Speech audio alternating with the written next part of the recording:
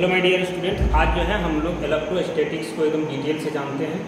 Electrostatics का objective के बारे में जाने, इसका हर एक चीज़ के बारे में जानते हैं कि इलेक्ट्रोस्टैटिक्स क्या है। ठीक है, तो देखिएगा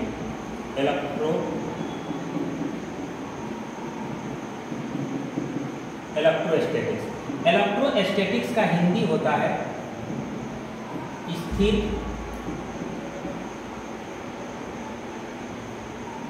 स्थिर वेग। क्या होता है? स्थिर वेग। इलेक्ट्रोस्टैटिक्स को हम दो पार्ट में तोड़ देते हैं, electro plus statics, electro plus statics. ठीक है, इलेक्ट्रो का मतलब होता है इलेक्ट्रॉन। इलेक्ट्रो का मतलब क्या होता है? इलेक्ट्रॉन होता है। इलेक्ट्रो का मतलब होता है इलेक्ट्रॉन। इलेक्ट्रॉन का मतलब होता है चार्ज। इलेक्ट्रॉन का मतलब क्या होता है? चार्ज होता है। इलेक्ट्रॉन का मतलब क्या होता है? चार्ज होता है। और स्टैटिक्स का मतलब क्या होता है? रेस्ट। स्टैटिक्स का मतलब क्या होता है? रेस्ट।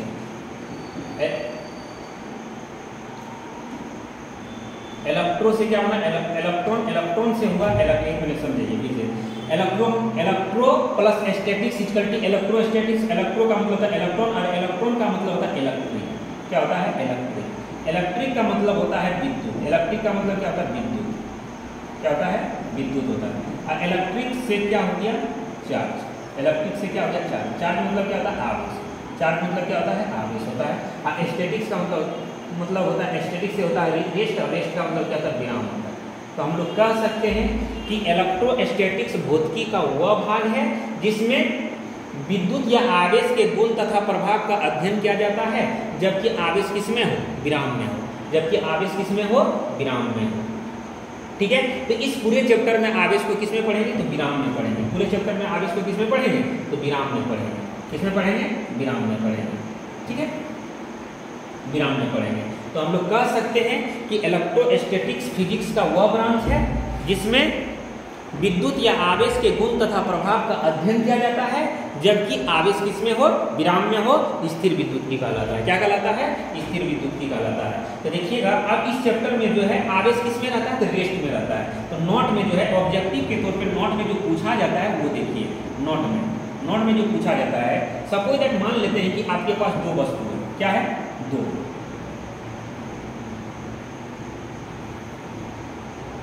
कितने वस्तु है? तो दो वस्तु है।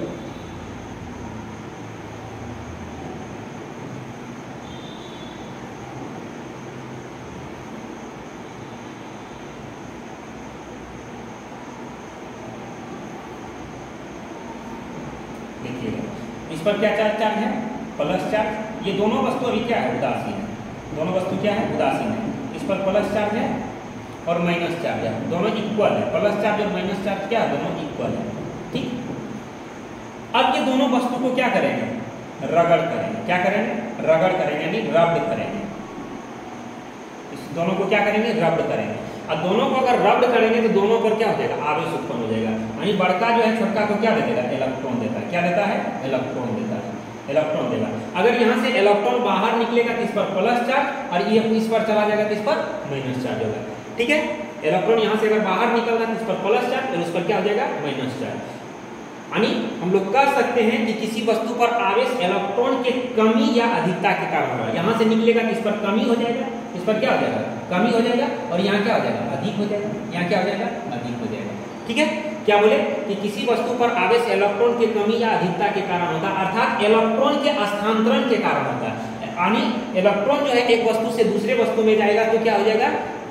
जिस वस्तु से निकलेगा उस पर प्लस चार्ज, और जिस पर चला जाएगा उस पर माइनस चार्ज हो जाएगा। आवेश कितने प्रकार का होता है? इससे क्या पता चला कि आवेश कितने प्रकार का होता है? एक प्लस चार्ज, सॉरी, एक धन आवेश और एक ऋण आवेश। एक धन आवेश और एक ऋण आवेश। आवेश कितने प्रकार का होता है? तो दो प्रकार का होता है। कौन कौन? पॉजिटिव चार्ज और निगेटिव चार्ज। दूसरा नंबर क्या है? Negative charge. कौन चार्ज? निगेटिव चार्ज होता है। धन आवेश और ऋण आवेश होता है। ठीक है, धन यानी जिस वस्तु से इलेक्ट्रॉन बाहर निकलता है उस पर धन आवेश होता है, और जिस पर अतिरिक्त इलेक्ट्रॉन आ जाता है उस पर क्या होता है? ऋण आवेश होता है। इस वस्तु से इलेक्ट्रॉन बाहर निकल जाता है तो इस पर धन आवेश होगा, और इस पर अतिरिक्त इलेक्ट्रॉन जा रहा था तो इस पर क्या हो जाएगा? ऋण आवेश हो जाएगा। ठीक है, धन आवेश होने से वस्तु का द्रव्यमान घट जाता है। ये वाला याद रखिएगा, तीसरा नंबर पॉइंट, धन आवेश होने से यानी पॉजिटिव चार्ज होने से वस्तु का द्रव्यमान क्या होता है, पॉजिटिव चार्ज होने से वस्तु का द्रव्यमान क्या हो जाता है, वस्तु का द्रव्यमान घट जाता है। क्या होता है, घट जाता है। धन आवेश होने से वस्तु का द्रव्यमान क्या होता है, घट जाता है। ऋण आवेश होने से वस्तु का द्रव्यमान बढ़ जाता है। ऋण आवेश होने से वस्तु का द्रव्यमान क्या हो जाएगा, बढ़ जाएगा। ऋण आवेश होने से वस्तु का द्रव्यमान बढ़ जाता है। धन आवेश होने से वस्तु का द्रव्यमान घट जाएगा। ऋण आवेश होने से वस्तु का द्रव्यमान बढ़ जाएगा, अर्थात वस्तु के मान में अल्प परिवर्तन होता है। ठीक है, ये बात याद रखिएगा। क्या बोले, पहले एक बार फिर से देख लीजिए।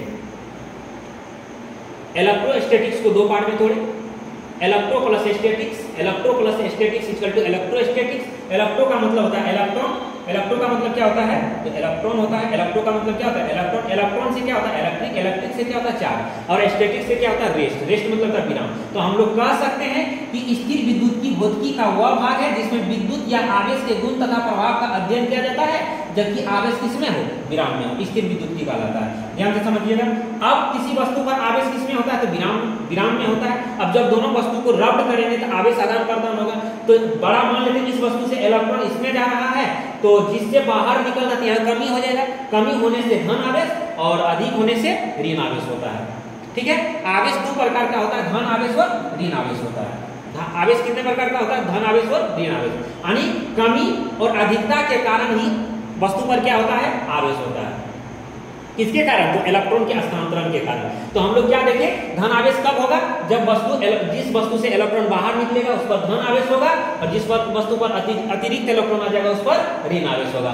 धन आवेश होने से वस्तु का द्रव्यमान घट जाता है, धन आवेश होने से वस्तु का द्रव्यमान घट जाता है, कम हो जाएगा, और ऋण आवेश होने से वस्तु का द्रव्यमान बढ़ जाता है। ये लोग याद रखिएगा। ठीक है, अब हम लोग चलते हैं आवेश के बारे में। कहां चलते हैं, आवेश। चार्ज किसे कहते हैं,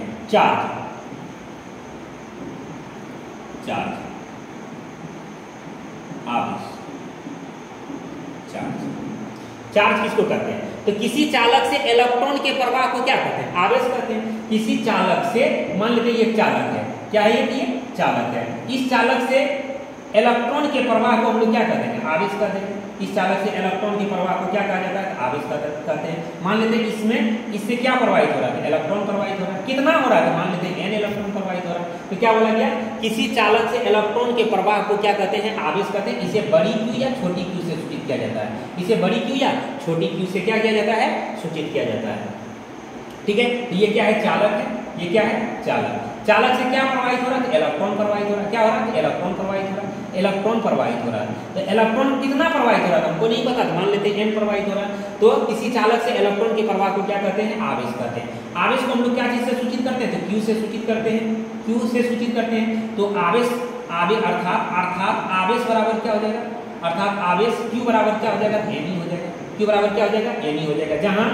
जहां n क्या है, तो n इक्वल टू होगा नंबर ऑफ इलेक्ट्रॉन, यानी इलेक्ट्रॉन की संख्या है। n क्या है,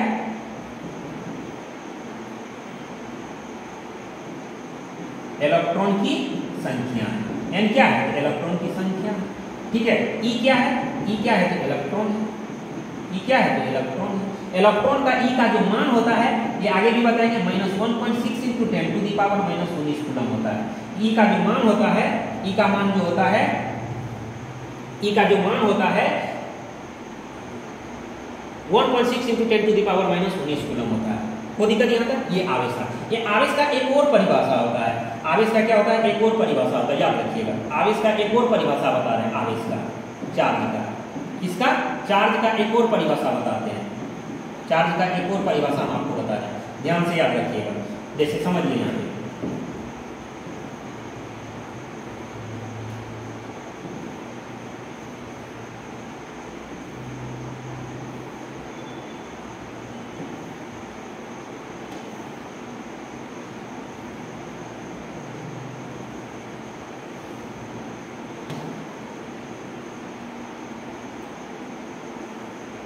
ठीक है।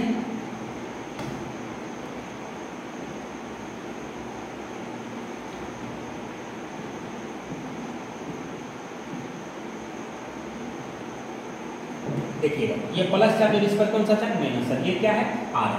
इससे क्या प्रवाहित हो रहा है, तो धारा आई प्रवाहित हो रहा है। क्या प्रवाहित हो रहा है, तो धारा आई प्रवाहित हो रहा है। ठीक है, तो हम लोग कह सकते हैं किसी, ये क्या है बन गया, एक परिपथ बन गया। क्या बन गया, परिपथ। परिपथ क्या बन गया, तो परिपथ बन गया। तो हम लोग कह सकते हैं कि किसी परिपथ से 1 सेकंड में जितना धारा प्रवाहित होता है, कितना सेकंड में, 1 सेकंड में जितना विद्युत धारा प्रवाहित हो जाता है उसी को हम लोग क्या कहते हैं, आवेश कहते हैं। किसी परिपथ से 1 सेकंड में जितना विद्युत धारा प्रवाहित होता है उसी को हम लोग क्या कहते हैं, आवेश कहते हैं। अर्थात आवेश बराबर क्या हो जाएगा, ये 10वां में भी हम लोग पढ़े हैं, आवेश। आवेश क्यू बराबर क्या फॉर्मूला होता है, आवेश। आवेश क्या बोले, किसी परिपथ से 1 सेकंड में जितना विद्युत धारा प्रवाहित होता है उसी को हम लोग क्या कहते हैं, आवेश कहते हैं। आवेश बराबर क्या हो जाएगा, विद्युत धारा गुना विद्युत धारा। विद्युत धारा गुना क्या होता है, तो समय होता है। विद्युत धारा गुना क्या होता है, समय। यानी Q बराबर क्या फॉर्मूला हो जाएगा, तो IT होता है। Q बराबर क्या फॉर्मूला होता है, तो IT होता है। क्या होता है, IT होता है। ये याद रखिएगा। तो क्या आवेश का एक और परिभाषा बता दिए, क्या बताए, किसी चालक से 1 सेकंड में जितना किसी परिपथ से 1 सेकंड में जितना विद्युत धारा प्रवाहित हो जाता है उसी को हम लोग क्या कहते हैं, आवेश कहते हैं। किसी परिपथ से 1 सेकंड में जितना विद्युत धारा प्रवाहित होता है उसी को हम लोग क्या कर देते हैं, आवेश कहते हैं। ठीक है, आगे हम लोग देखते हैं, आगे देखते हैं हम लोग क्या, इलेक्ट्रिक चार्ज। क्या देखते हैं, electric charge. Electric charge, electric charge विद्युत आवेश। क्या, विद्युत आवेश, इलेक्ट्रिक चार्ज। किसको कहेंगे, इलेक्ट्रिक चार्ज। यानी आवेश पदार्थ से संबंधित वह गुण है जो विद्युत प्रभाव तथा चुंबकीय प्रभाव का अनुभव कराता है, विद्युत आवेश कहलाता है। क्या बोले कि आवेश पदार्थ से संबंधित वह गुण है जो विद्युत प्रभाव तथा चुंबकीय प्रभाव का चुंबकीय प्रभाव का अनुभव कराता है, उसी को हम लोग क्या कहते हैं, आवेश कहते हैं। इसे हम, यह एक मूल भौतिक राशि है। यह कौन सी राशि है, यह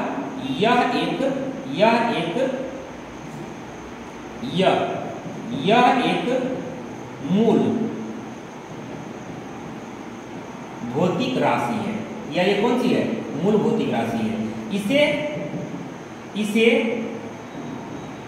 इसे बड़ी क्यू या छोटी क्यू से सूचित किया जाता है। इसे हम लोग क्या चीज से सूचित करते हैं, बड़ी क्यू या छोटी क्यू से सूचित किया जाता है। ठीक है, दूसरा नंबर पॉइंट क्या हो जाएगा, दूसरा नंबर पॉइंट हो जाएगा कि यह एक अदिश राशि है। यह एक अदिश राशि है। कौन सी राशि है, यह एक अदिश राशि है। अदिश राशि है यह कौन सी राशि है, अदिश राशि है। यह कौन सी राशि है, यह अदिश राशि है। ठीक है, चौथा नंबर पॉइंट हो जाएगा विद्युत आवेश का बीमा। विद्युत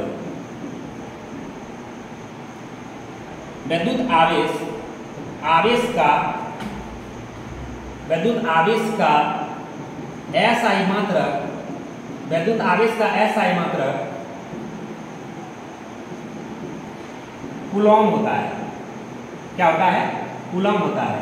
इसे C से सूचित किया जाता है। इसे क्या चीज से सूचित किया जाता है, C से सूचित किया जाता है। ठीक है, विद्युत आवेश का मात्रक क्या होता है, कूलॉम होता है। इसे हम लोग क्या चीज से सूचित करते हैं, तो C से सूचित करते हैं। ठीक है, तो विद्युत आवेश का जो बीमा होता है, विद्युत आवेश किसका, विद्युत आवेश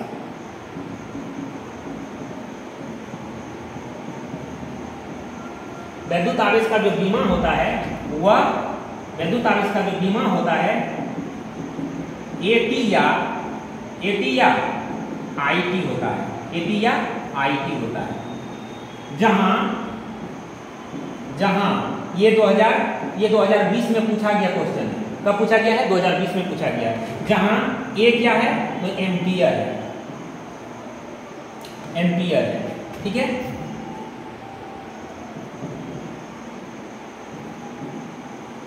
एम्पियर है। T क्या है, तो समय है। T क्या है, समय है। I क्या है, तो विद्युत धारा है। क्या है, विद्युत धारा है। समझ में आ गया, विद्युत धारा का SI मात्रक क्या होता है? कूलम होता है। इसे C से सूचित किया जाता है। विद्युत आवेश का विमा क्या होता है? AT या IT होता है, जहां A क्या है? एम्पियर है, T क्या है? समय है, I क्या है? विद्युत धारा। I क्या है? तो विद्युत धारा। I क्या है? विद्युत धारा। I क्या है? तो विद्युत धारा।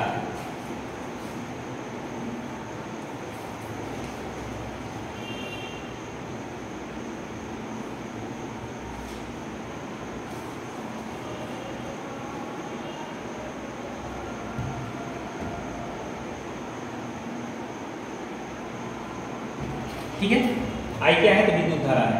अगला, इसका बहुत सारा SI मात्रक और विमा होता है। अगला 5वां नंबर जो पॉइंट हो जाएगा, देखिएगा, वैद्युत आवेश एम्पियर सेकेंड को एम्पियर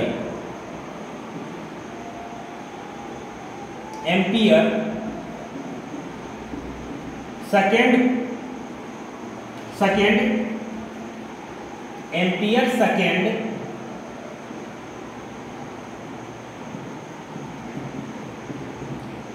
आवेश का मात्रक है। एम्पियर सेकेंड किसका मात्रक है? आवेश का मात्रक है। एम्पियर सेकेंड को ही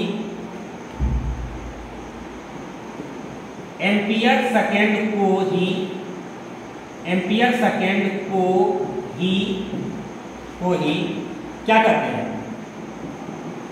कूलम कहते हैं।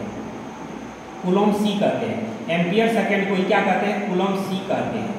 क्या कहते हैं? कूलम C कहते हैं। क्योंकि 1 एम्पियर सेकेंड बराबर, चलिए 1 एम्पियर, क्योंकि हम लोग यहां लिख सकते हैं 1 एम्पियर सेकेंड बराबर क्या होता है? 1 कूलम होता है। 1 कूलम होता है, तो 1 कूलम बराबर क्या हो जाएगा? 1 एम्पियर बराबर होगा कूलम बटे सेकेंड। ये भी आपका एग्जाम में पूछा गया है। ठीक है, ये भी आपका 2020 का ही एग्जाम में वर्ष पूछा गया, 2021 का, ये 2020 में पूछा गया। ठीक है, तो 1 एम्पियर सेकेंड को ही क्या कहा जाता है? एम्पियर सेकेंड आवेश का मात्रक है। एम्पियर सेकेंड को ही कूलम कहते हैं। 1 एम्पियर सेकेंड बराबर 1 कूलम होता है, तो 1 एम्पियर बराबर क्या होगा? कूलम बटे सेकेंड होता है। ठीक, ये तुम्हारा इसका SI मात्रक था। आगे देखिएगा, आगे जो है आवेश का CGS मात्रक, आवेश का CGS मात्रक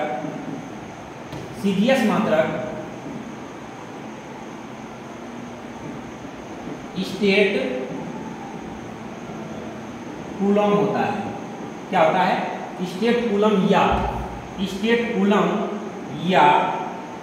इसको स्टेट कूलम को शॉर्ट में लिख देते हैं। स्टेट कूलम या ESU होता है। क्या होता है? ESU होता है। स्टेट कूलम या ESU होता है। आवेश का CGS मात्रक क्या होता है? स्टेट कूलम या ESU होता है। ठीक है, वेयर, जहां ESU को क्या बोला जाता है? ESU को क्या बोला जाता है? ESU को बोला जाता है इलेक्ट्रोस्टैटिक्स यूनिट बोला जाता है। इलेक्ट्रोस्टैटिक्स यूनिट बोला जाता है। एक कूलम बराबर जो होता है, 1 कूलम बराबर होता है 3 × 10⁹ स्टेट कूलम। क्या होता है? स्टेट कूलम या ESU होता है। क्या होता है? ESU होता है। ठीक है, 1 कूलम बराबर होता है 3 × 10⁹ स्टेट कूलम होता है। इसीलिए हम लोग लिख सकते हैं 3 × 10⁹, इसको याद रखिएगा। 1 कूलम बराबर, ये भी बहुत बार ऑब्जेक्टिव में पूछा गया है। 1 कूलम बराबर जो होता है 3 × 10⁹ स्टेट कूलम या ESU होता है। इसको हम लोग ऐसे लिख सकते हैं 3 × 10⁹ स्टेट कूलम या ESU बराबर क्या लिख सकते हैं? ESU बराबर 1 कूलम लिख सकते हैं। तो यहाँ से हम 1 स्टेट कूलम बराबर 1 स्टेट कूलम या ESU बराबर क्या लिख सकते हैं? 1/3 × 10⁹ 9 कूलम लिख सकते हैं। तो 1 स्टेट कूलम बराबर क्या लिख सकते हैं? 1/3 × 10⁻⁻9 कूलम लिख सकते हैं। एक ये याद रखिएगा। ठीक है, या 1 ESU बराबर होता है 1/3 × 10⁻⁻9 कूलम होता है। इसको भी याद रखिएगा। ठीक है, अब फिर अगला पॉइंट जो होगा, अगला पॉइंट कितना होगा? अब जो भी हो, ठीक है, तो अगला पॉइंट जो है, अगला बोल रहा है कि 1 कूलम बराबर होता है 1/10 EMU होता है। क्या होता है? EMU होता है। ठीक, जहां EMU किसको कहते हैं? तो EMU इक्वल टू होता है इलेक्ट्रो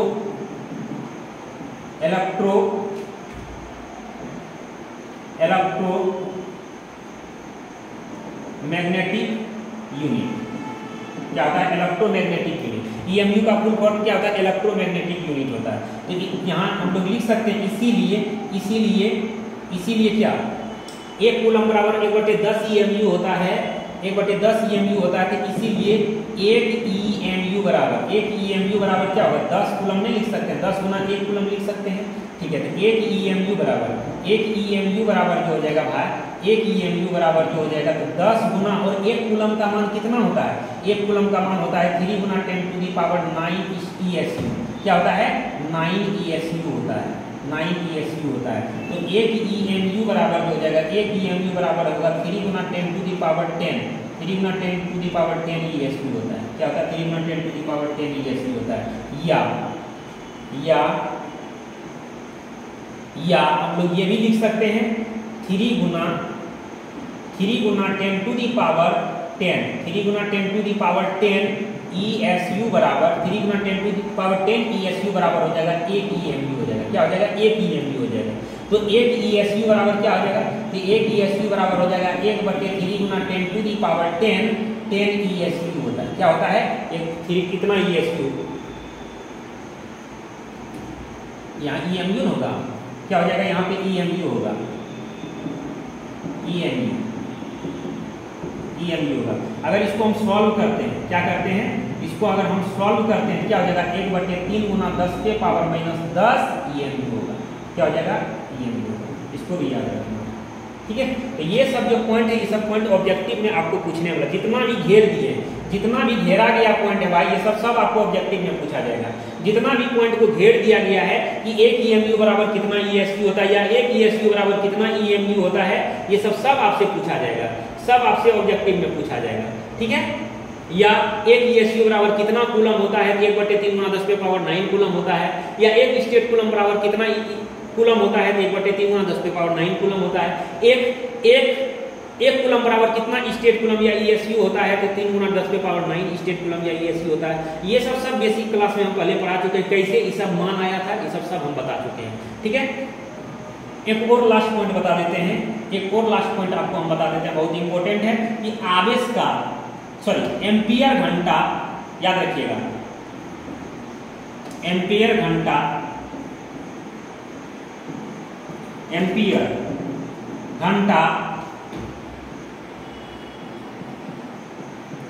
आवेश का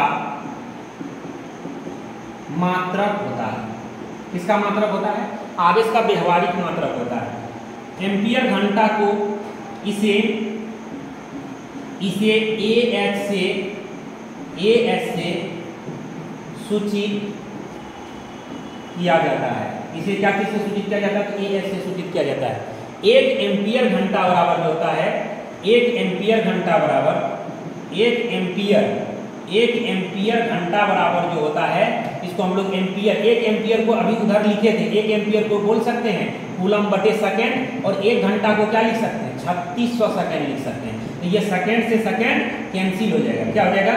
सेकेंड से सेकेंड कैंसिल हो जाएगा। तो 1 एम्पियर घंटा बराबर कितना बचेगा? 3600 कूलम। ये भी ऑब्जेक्टिव में पूछा जाता है। क्या किया जाता है? ये भी ऑब्जेक्टिव में पूछा जाता है। तो आज तक यहीं तक रहने दीजिए। कल से जो फिर आपको बहुत सारा ऑब्जेक्टिव आपको बताया जाएगा कल के क्लास में। कल का क्लास आप लोग अटेंड कीजिए, और ये वीडियो को, अगर वीडियो अच्छा लगे तो इस वीडियो को क्या कीजिए? शेयर कीजिए अपने दोस्तों के साथ, और कमेंट करके बताइए कि अच्छा लगा या खराब लगा। ठीक है, तो ये जितना भी चीज़ हम आपको बताए हैं मेरे भाई, ये कहीं ना किसी न किसी साल एग्जाम में आपका पूछा हुआ है, किसी न किसी साल के एग्जाम में पूछा हुआ है। जितना भी चीज़ हम आपको बताए अभी, जितना भी चीज़ हम आपको बताए, आवेश का बीमा क्या होता है वो उसके बारे में बताए। आगे देखिएगा, किसी वस्तु को जो है ध्यान से समझिएगा, किसी वस्तु पर धन आवेश होता है तो उसका द्रव्यमान बढ़ जाता है, किसी वस्तु पर ऋण आवेश होता तो धन आवेश होता है तो उसका द्रव्यमान घट जाता है, ऋण आवेश होता है तो उसका द्रव्यमान क्या हो जाता है? बढ़ जाता है। ठीक है, ये भी एग्जाम में पूछा गया है। अगला नंबर हम आपको देखिएगा, यहाँ पे जो है यहाँ पे हम आपको बता रहे हैं। तो आवेश का विभव ये भी आपका 2020 में पूछा गया, AT होता है जो हम बता दिए हैं, ठीक है। अब ये भी आपका एग्जाम में पूछा गया है, ये भी आपके एग्जाम में पूछा गया कि 1 कूलम बराबर हो 1 एम्पियर बराबर होता है कूलम बटे सेकंड होता है। क्या होता है? कूलम बटे सेकंड होता है, ठीक है। अब देखिएगा